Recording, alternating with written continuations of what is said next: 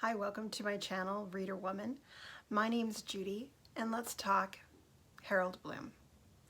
Harold Bloom died October 14th, 2019, and he had quite an influence on me. Kind of an odd one, but I hadn't ever heard of him until the 2000s. Let me put it that way. In college, we were told actually to stay away from literary criticism. That as, you know, taking English classes, I was a comparative lit major. They didn't want us, they wanted us using our own brains, not revamping what someone else had written about the work.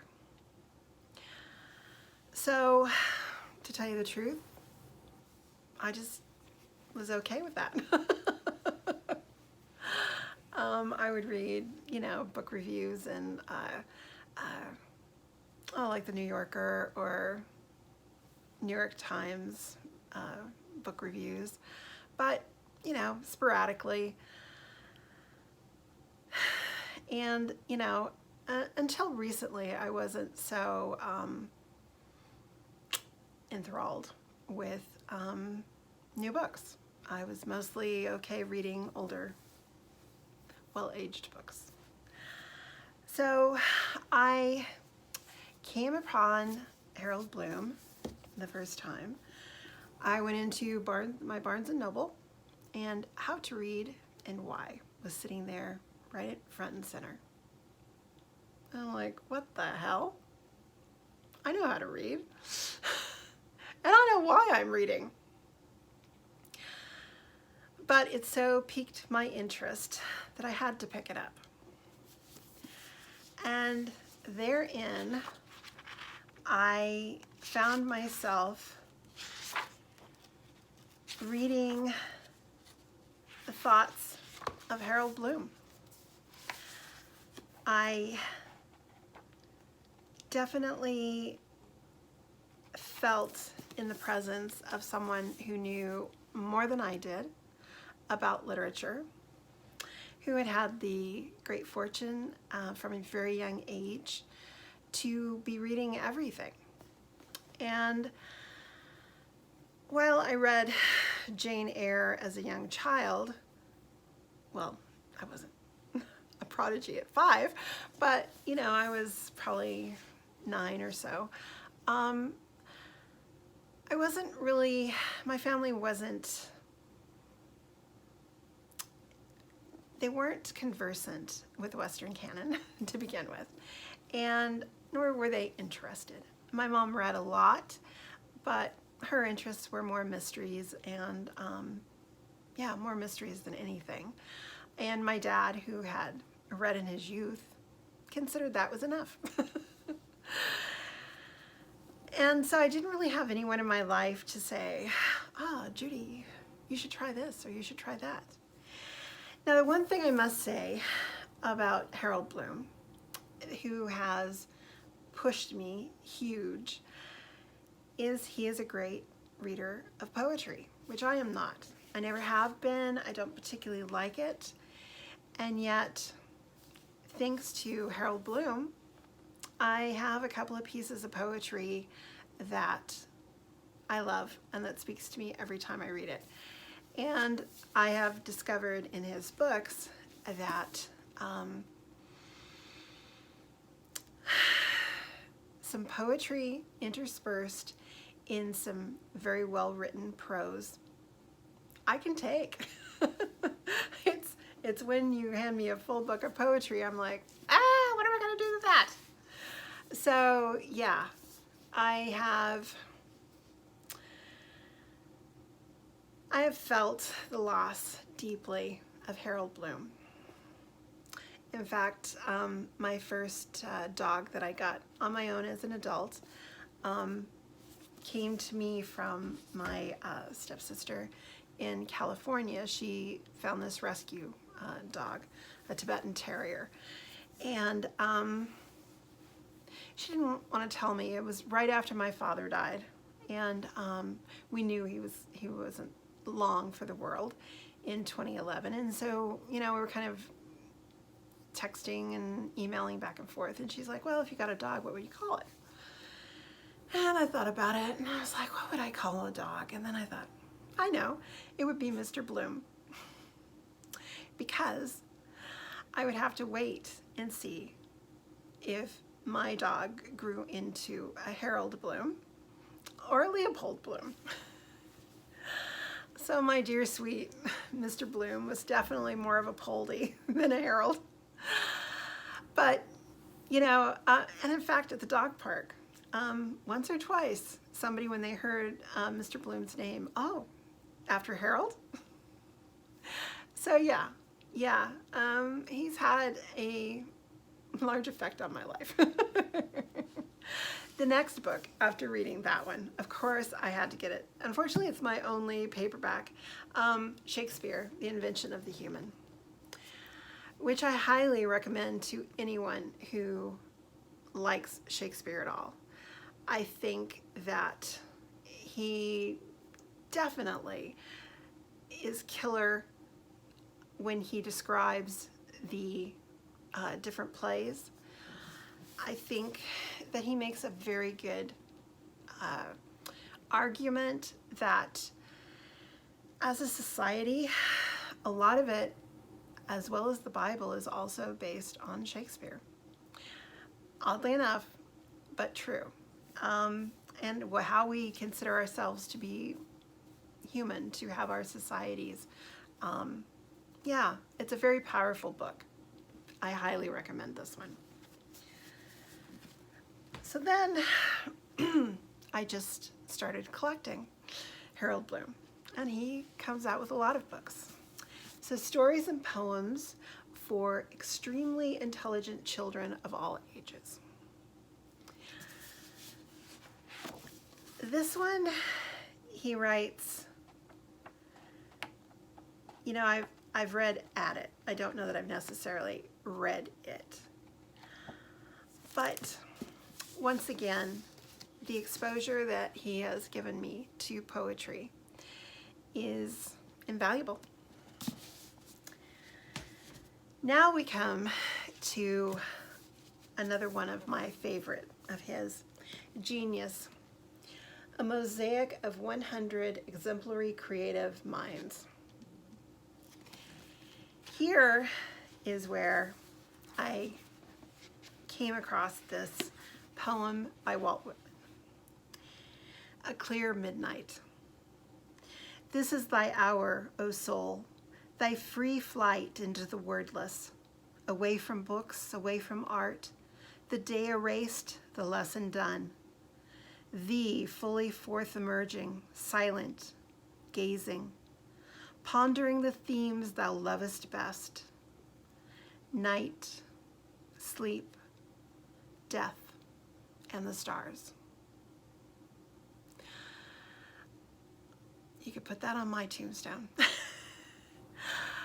I have just always gone back to this. I've tried to memorize it, but I'm a terrible person for memorization.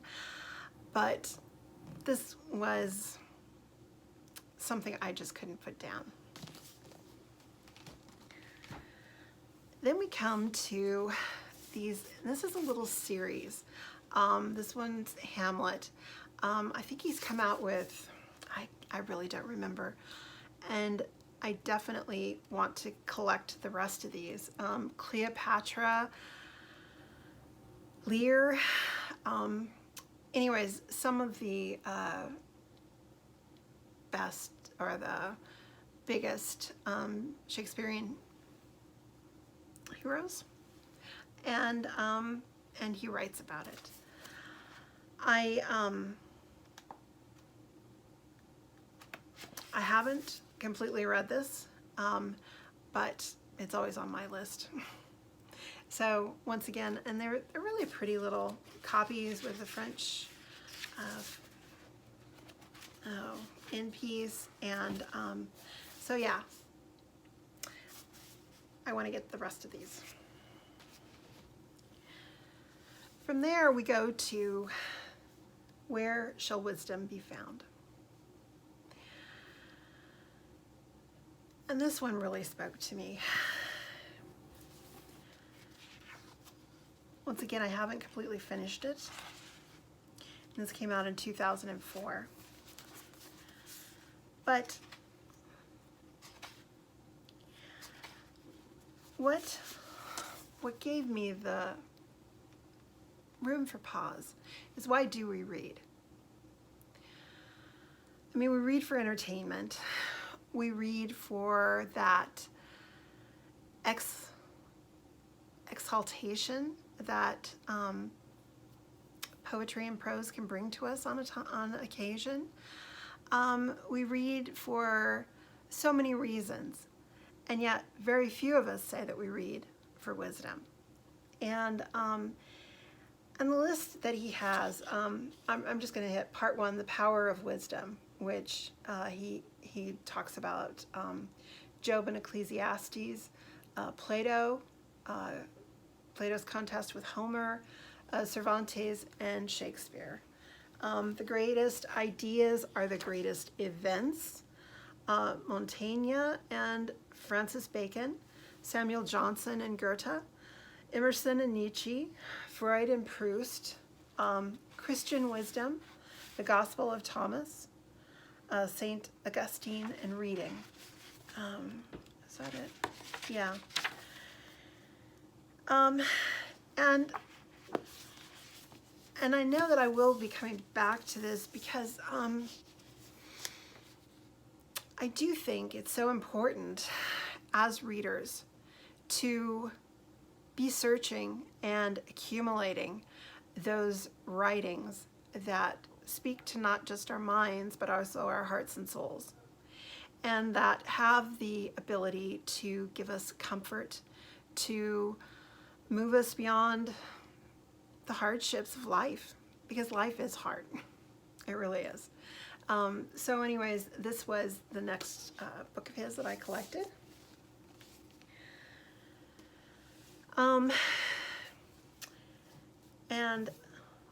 Yeah, the best poems of the English language.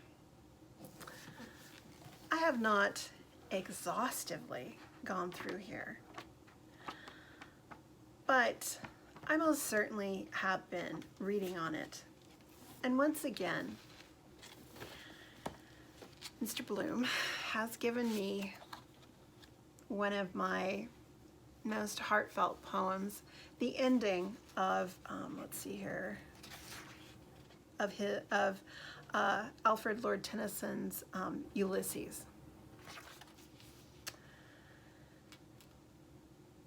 Let's see here where to start.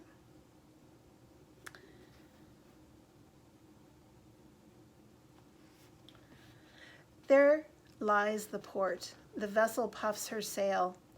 There gloom the dark broad seas, my mariners, souls that have toiled and wrought and thought with me, that ever with a frolic welcome took the thunder and the sunshine, and opposed free hearts, free foreheads. You and I are old. Old age hath yet his honor and his toil. Death closes all, but something ere the end, some work of noble note may yet be done, not unbecoming men that strove with gods. The lights begin to twinkle from the rocks, the long day wanes, the slow moon climbs, the deep moans round with many voices. Come, my friends, 'tis not too late to seek a newer world.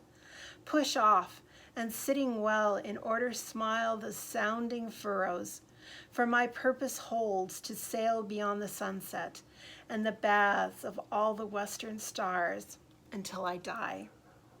It may be that the gulfs will wash us down. It may be we shall touch the happy isles and see the great Achilles whom we knew. Though much is taken, much abides, and though we are not now that strength which in old days moved earth and heaven, that which we are, one equal temper of heroic hearts, made weak by time and fate, but strong in will, to strive, to seek, to find, and not to yield. That gave me great comfort. I used that poem actually in my dad's memorial that I created, the little memorial folder. It just so spoke to me of my father, who to the very end had this huge heart for life and adventure and being that, yeah, it always really strikes my heart. And I have Harold Bloom to thank for getting me to read some Tennyson. Last is something that I've bought this year. And you may have noticed, I think this last one was published in 2004. Let's see here. Let's see when it was published. Yeah, 2004. Those were the good old days, my friends, when I had money to spend on books. So, so it's taken until 2019, 15 years later, to buy another Harold Bloom book, and this is Possessed by Memory, The Inward Light of Criticism. And this is definitely my goal to read, to get this finished this year, hopefully in November, along with a couple of other books that I'm hoping to finish for nonfiction November. The only challenge I have is that I will have to buy this again for my Kindle. I just find it easier to read. Let's see here. And this is a part of his preface here. Many years ago in Cambridge, England, I attended one meeting of a rather esoteric faculty group that believed you could communicate with the dead. It was a disquieting experience with a gyrating table and spirit voices drifting in. I left rather abruptly because I felt out of place. Long before that, my charming mentor, George Wilson Knight, attempted to persuade me of his conviction that seances were authentic. I recall protesting this seemed to me an over-literalization of a human yearning. George chuckled and said I was still too young to comprehend a vital truth. My own concern is rather different. When I read my departed friends, poets, authors, I have an uncanny sensation that they are in the room. Common readers, so many of whom are in touch with me, are very moving when they say that reading or rereading a book highly valued by their beloved dead comforts them. And so basically he starts the book, as I near the end of my 80s, and he died at 89, I am aware of being in the elegy season. The majority of my close friends from my own generation have departed. I am haunted by many passages in Wallace Stevens, and one that I keep hearing centers his extraordinary poem, The Course of a Particular. And though one says that one is part of everything, there is a conflict, there is a resistance involved. And being part is an exertion that declines. One feels the life of that which gives life as it is. So I look forward to reading this and going back and touching base with other parts of his work. I just want to say thank you to Harold Bloom, who has expanded my reading experience, with whom I've agreed and disagreed on many, many things, but who has basically opened me up. I envy his life of reading, but I feel like his long-lasting work, his books, are going to be here forever. And I hope that, I'm not saying it's the only canon, But I do hope that the Western Canon continues to be a very important part of our Western civilization. I don't want to lose these connections to the words that have been coming at us for 1,000 years or better, thousands of years. So anyways, I felt the need to say something on Harold Bloom's passing and to share how much he has meant to me. And with a sad heart, we have to say goodbye. Take care.